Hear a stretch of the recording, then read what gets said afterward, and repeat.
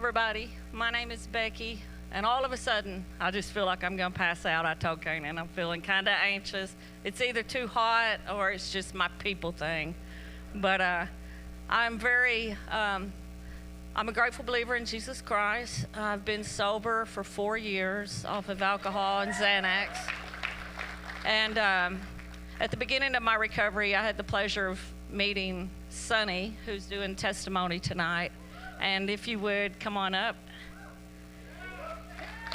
And we are really blessed to have Sonny. And Sonny, they picked that last song because you have helped so many women turn graves into gardens because of the work that you do for the Lord.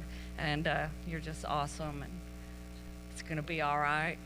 I'm going to take your nervousness and I'm going to go sit down. You can stand there or you can stand up there. I think I want to stand up there so I can lay these notes up there that I can't see. Okay, you're going to have to get up. Oh, yeah, of course.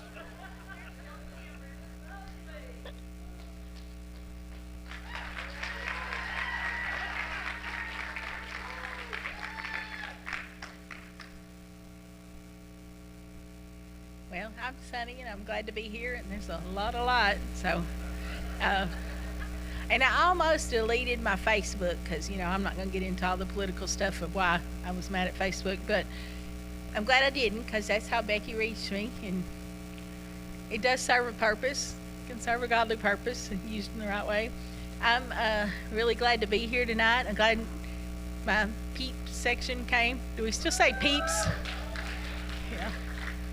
I feel really special. I have not only my husband, I wouldn't say present because that makes it sound like a different one, but I also have, he's the last one. Honest to God.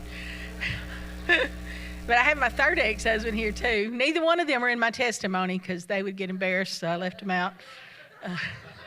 And the rest of my Goppy peeps, and I think some of the In His Wings people, y'all don't know that y'all are my peeps too because Jennifer's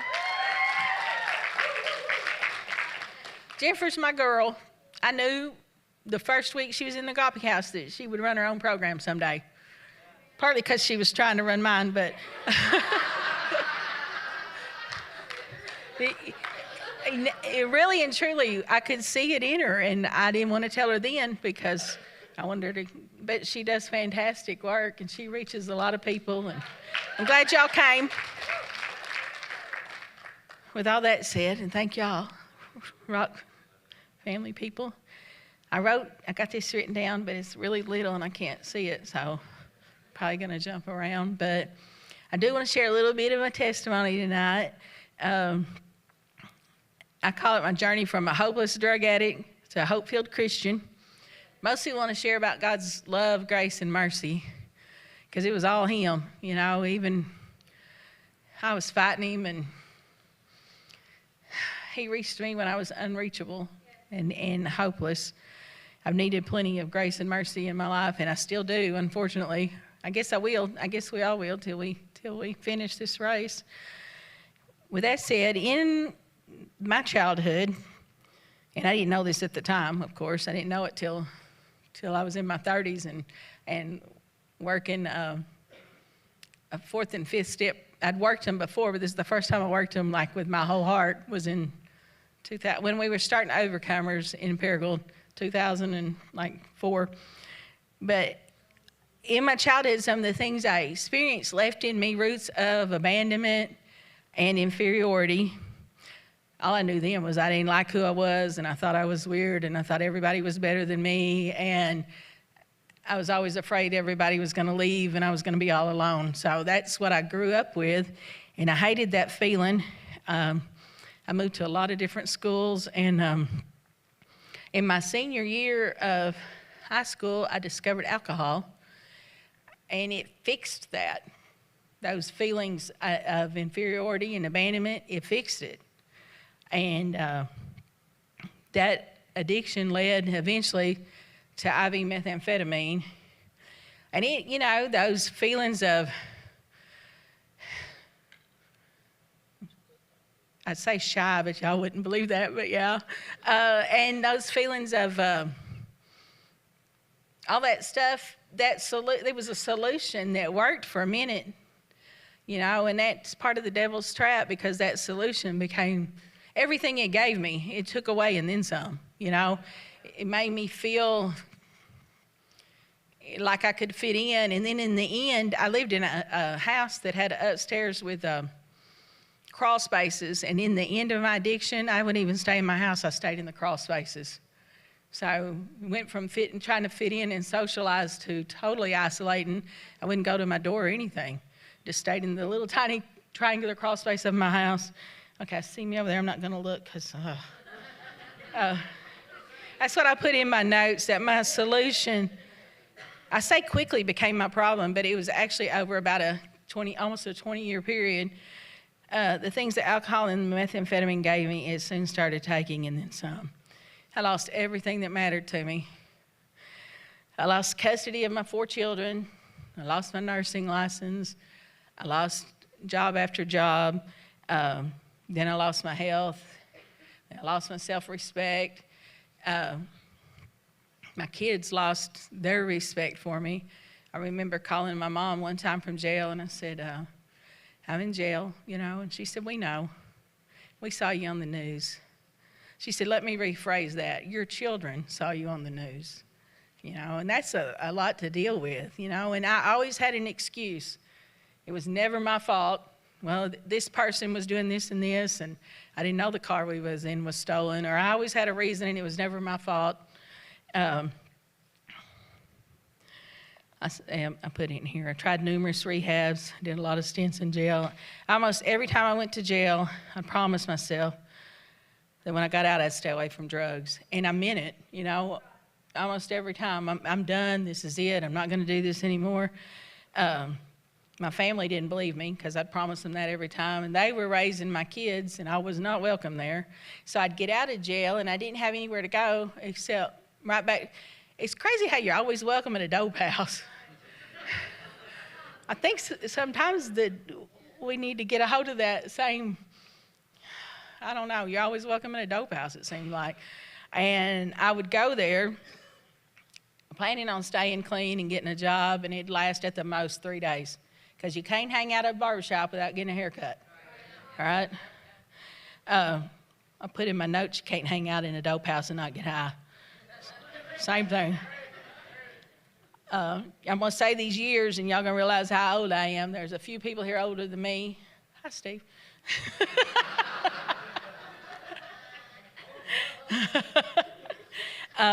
July of 1999, I got busted for manufacture of methamphetamine here in Jonesboro. We couldn't find our way back to Paragould. The car ran out of gas sitting there on the side of the road. I was so sick, and we ended up kind of quarantined away from the other prisoners. And then I said I wasn't going to mention my present husband and the fact that he left me in jail then and bonded out. But he'll say later, so what you're saying is I'm the reason you started Coffee House. No, the people I got busted with bonded out, but I had a $30,000 cash bond hold out of Missouri where I'd got my first manufacturing charge. So I wasn't bonding out, and I was really, really sick. I weighed 118 pounds. I know, it's hard to believe even for me. But so I was there by myself in these little isolation cells, the old-fashioned cells with the little bars in the front, and the trustee that mopped outside my cell at night, he said, I'm praying for you. I was like, don't pray for me. You better pray hard, And then one night he said, would you like a Bible? Anyway, he brought Bibles. I think we got the Bibles before they bonded out and left me there. But anyway, after they left me there, I was reading that Bible. We didn't have TV or any of that other stuff that if I'd been in the general population, I guess I would have had. But so I was just reading the Bible. And the guy, Gideon, brought it to me. And I remember him holding my hands through the bars and praying for God to speak to me through that Bible. Of course, my first prayers are, God, get me out of here. And he did in his time. But the guy that gave me the Bible recommended I start in John, so I was reading in the book of John, and he prayed for me to understand it. I'd never really understood the Bible before, and I felt like I understood it. And I told somebody later, I said, I got saved by myself, which Jesus was there, but it was just me and him, you know. And it was great. During those next couple days, I started feeling a peace that I had never known before. Of course, I didn't recognize what it was at that time, but I didn't even realize what that feeling was. I just knew that restless, irritable, discontent, feeling that I had carried with me probably my whole life was gone. And shortly after that, I got released from jail on a medical OR, which was an absolute miracle. I guess they were afraid I was going to die in their jail or something. I still couldn't go to my parents' house because they didn't believe, but I always was going to do good when I got out of jail, so I can't blame them for not believing me. So I went back to a good friend's house, and she was also a drug addict. But everybody in that house, I went in and told them that I got saved, and everybody there was really glad to hear it. I mean, they really were. Maybe they thought if I could, there was some hope for them too. But and I know I got saved July 1999, sitting in that jail cell. But about 3 days in, sitting at that house, and they would be like, if anybody got saved, you needed to. I'm so glad. I'm so happy for you. Can you hit me? And so probably there's kids in here. I'll try to tone that down. I started using again. It just practically soon, as I finished, the devil started tormenting me. And I know it was the devil too, because, it's just like, you can't even stay clean with Jesus, Did you really think that you were going to quit? Did you really? And now I think he probably really thought that he was going to hang on to me forever. God knew different. Even when I didn't know different, God knew different. I think I was looking at Shelley thinking, I think she was one of those people that was really glad to hear I was saved. I think she's one of them that said, if anybody need to get saved, you did. We didn't know what he had in store for all of us. The devil would always tell me when I was messed up, your kids would be so much better off without you. They would be better off. Everybody would be better off. You've wasted your life, all of those things. I wanted to kill myself, but I knew I'd done enough damage to my children. I didn't want them to have to live with knowing that their mom also died a strung-out dope fiend that killed themselves, And so I was trying to come up with a plan to make it look like an accident. And so I walked everywhere. Maybe that was part of the reason I weighed 118 pounds. That and the Arkansas Slim Fast I was so fond of. When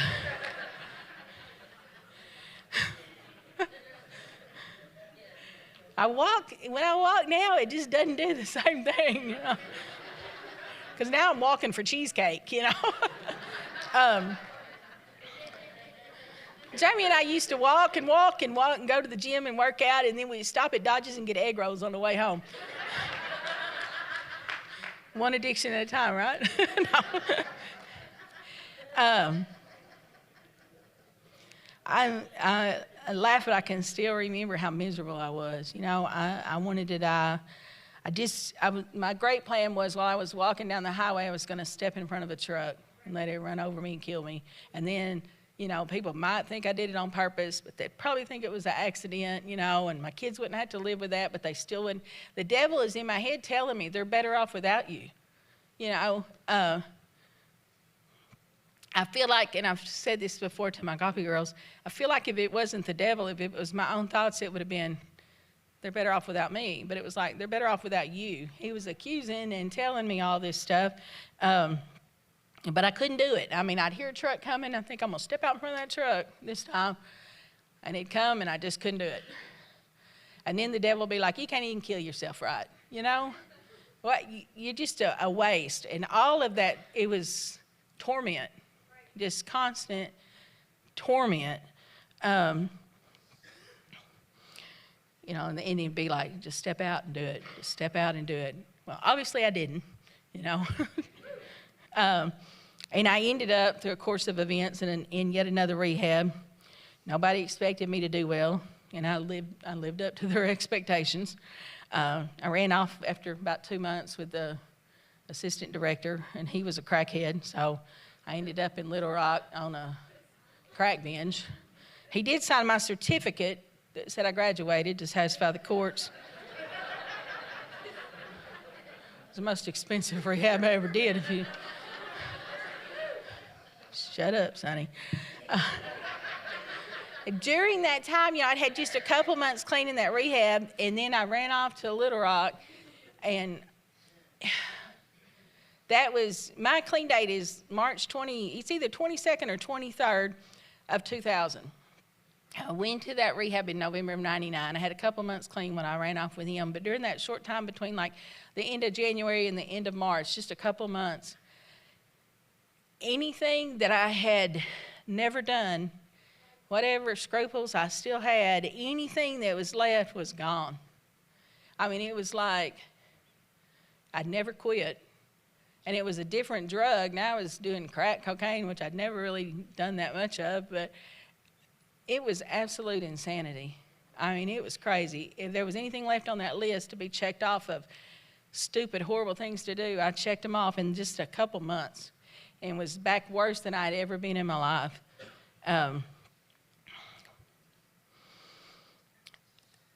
I put here, put some things I'm not going to say right now, but during that time, I can remember thinking, if I could only quit doing the drugs and the awful behavior that came with it, then I could ask God to forgive me again. Because I would remember getting saved in that jail cell and all the peace that came with it, and I wanted that back.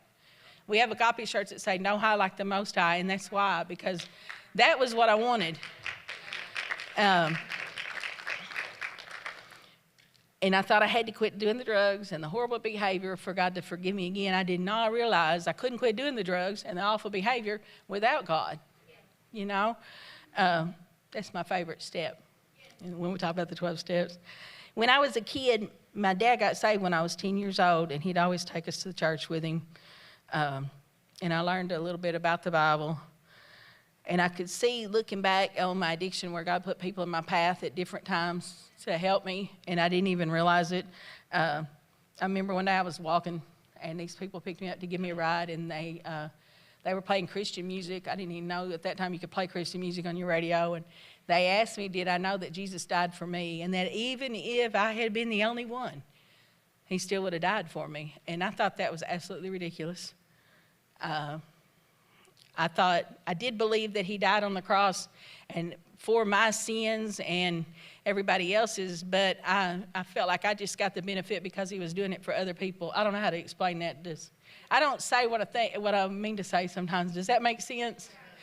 I didn't realize that he would have done it for me because I felt inferior and very not special or anything. I did believe the part about that Jesus died on the cross for our sins.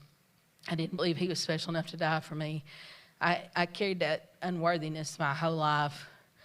And then being an addict and everything that you do, it just contributes to that. Looking back now, I can see how God was with me. My favorite song is Zach Williams and Dolly Parton, "There Was Jesus." Even when I couldn't see him, even when I couldn't feel him, he was still there. Through a series of events in March of 2000, I came home on a bus. My daughter, who had grown up visiting me in rehabs, visiting mom at rehab, and you look back through our family album, there's the kids with their Easter baskets visiting mom at rehab, and she wouldn't speak to me. She was done. She was 16. She was done. But she took me back to my mom's house. They, for some crazy idea, thought I'd been clean since I left town November 99, so they let me come home. I think they figured out a couple days after I was there that I hadn't been, but they let me stay because I was or something. God must have touched their hearts. But my brother come that night and picked me up and took me to church. And then he come back on that Sunday and picked me up and took me to church. And the preacher said, "Come back tonight. We're going to have Holy Ghost house cleaning." So then they took me to eat. That was a thing I learned that church people do. You go to church and then you go eat. And that's why I don't weigh 118 pounds anymore, part of the reason. But we were eating, you know, wherever we went that Sunday to eat after church. And I asked my sister-in-law, Shauna, who's now one of my assistant directors, so it's kind of neat how we all get to work together and stuff. I said, the Holy Ghost house cleaning. I said, do we take our own brooms and stuff, or are they going to have some? They're going to have stuff there for us. She said, just bring yourself. It'll be all right. That night at church, I can remember, and my kids were there, my whole family was there, and I couldn't wait for the preacher to quit preaching because I want to go get re-saved, you know. And as soon as he quit preaching, I remember just practically running to the altar, and then they were all there with me, and they were standing around me. And I heard my oldest son, he was 14 at the time, tell my brother, he said, Uncle Jack, this is what I've always wanted. And I was like, oh no. You know, they don't even know that I can't stay clean. I knew I couldn't stay clean, but they didn't know I couldn't stay clean. I just started praying to God right then, just before I disappoint my family again, just let me die. And I felt like he told me he would. But I know I've been a series of disappointments in a lot of other ways, but I've never had to use again since then. And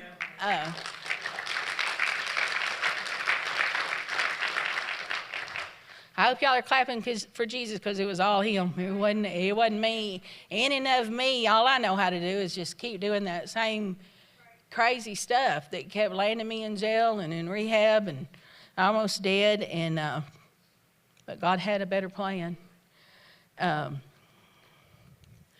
Let's see. Oh, I said, looking back, I can see where God was with me. That church was so welcoming to me. I really needed that. At that time, there wasn't any like Christian recovery groups. If they were, I didn't know about them, you know, and they were good to me. And I didn't realize they'd been praying for me for years. I probably would have been too embarrassed to go into church. But I put here, after I got clean, I overheard my dad talking on the phone to one of his customers. My dad he was quite a talker. I swear I get it. I'm out of time yet. I just got to the good part, the clean part. And I heard him telling this customer, he said, don't pray for your daughter not to go to jail. Just pray for God to protect her and spare her life until she comes to her senses. And in my mind, you know, I think it was God said, that's what he did for you, you know. And I remembered that night that I wanted to die. And the devil kept telling me I was too chicken, and it wasn't. It was the prayers of other people praying for me, for God to spare my life until I came to my senses. And that's what he did. And so that's why I say, when we don't know what to do, I've got some kids going through their own addictions now, and one of them, you know, it's landed him in prison. He's in prison now. But that's what I always remembered and did for them. And when we don't know what to do, we act like prayer is the last resort. That's our first and best resort, because I know that's why I'm alive, for the people praying for me when I didn't even think I was worthy of prayers. So if you got somebody out there, just keep praying for them. Praying for them. All right, I lose my spot. What I said isn't on here, but it works out. I said my life has not been perfect since Jesus found me. The devil didn't say, Sonny doesn't want to march in my army anymore, I'm just going to leave her alone. I mess up all the time. My mouth. Oh, and codependency, and somebody said some things, I was like, yep, that's me. But that's why he sent Jesus, because our flaws and mistakes do not get us off the hook, guys, of working for the Lord.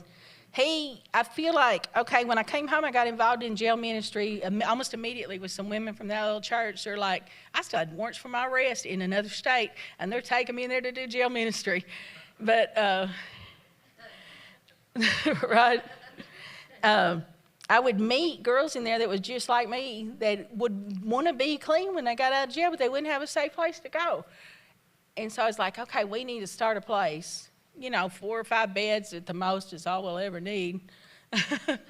And because I would meet them and they'd come back in like 3 months later and here they were again. You know, they'd get saved in jail and go home and their mom's boyfriend's still cooking to open the house, and then they end up, I know the story, you know, not my mom's boyfriend, of course, but anyway. So that's how the dream for Agape House started. We wanted people to have a safe place to come to while they got back on their feet so they didn't have to do drugs and alcohol. So they wouldn't have to live in the barbershop, you know.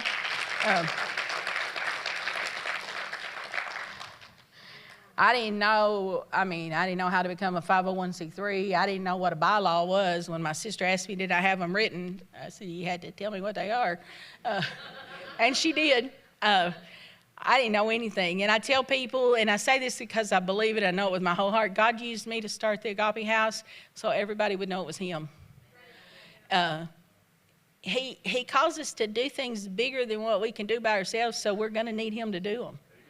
I mean, for real. And I don't know a lot about a lot of things, but I can't do anything on my computer. That's why Jamie has a job.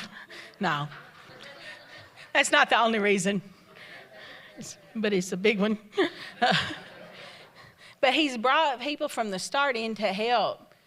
Shauna, my sister-in-law, never done a drug or drank alcohol in her life, but she's so compassionate to drug addicts. He gives us what we need, and he puts the people in our path that we need to work with for the things we need to do. All right, I'm going to speed this up and tell you.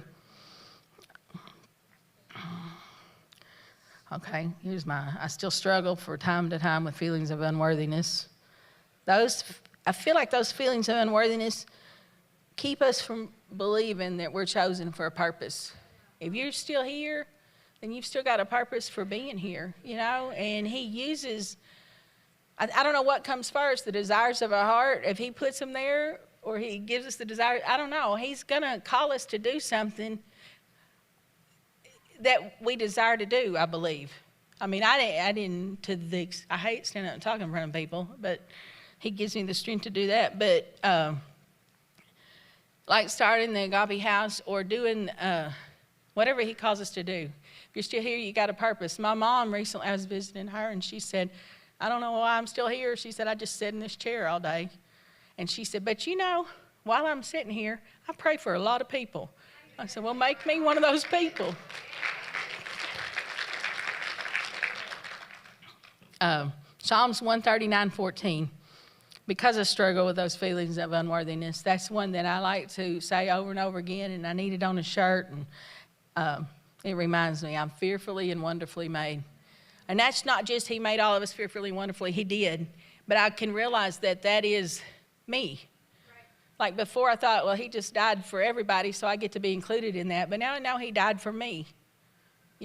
For each of us. And if we had been the only person here, he would have done that. And that seems so ridiculous 20 years ago. And now it seems like, I don't know, like I just know it in me. Does that make sense? 2 Corinthians 12:9, because I don't have to be perfect. And then I get down on myself, well, you shouldn't have done this and you should have done that. And mostly my mouth, 2 Corinthians 12:9, my grace is sufficient for thee. For my strength is made perfect in weakness. God gives I give him a lot of opportunities to show how strong he is. Let me see if I got anything written down in here that I didn't tell y'all that I feel like I need to tell you. I put, God created us with needs for love, acceptance, and security. But we have to allow him to meet those needs before we go to anyone or anything else for that. I was always trying to fill that with anything else but God, and we're never going to be able to fill it with anything but God. Not to say other people can't love us fully. They can, and they do, thank God. But only God can love us perfectly, and that's agape love. That's why we have the name Agape House. If I got other stuff written down here I meant to say, I can't see it, and I can't think because I got sweat running down my back. And it's not attractive at all.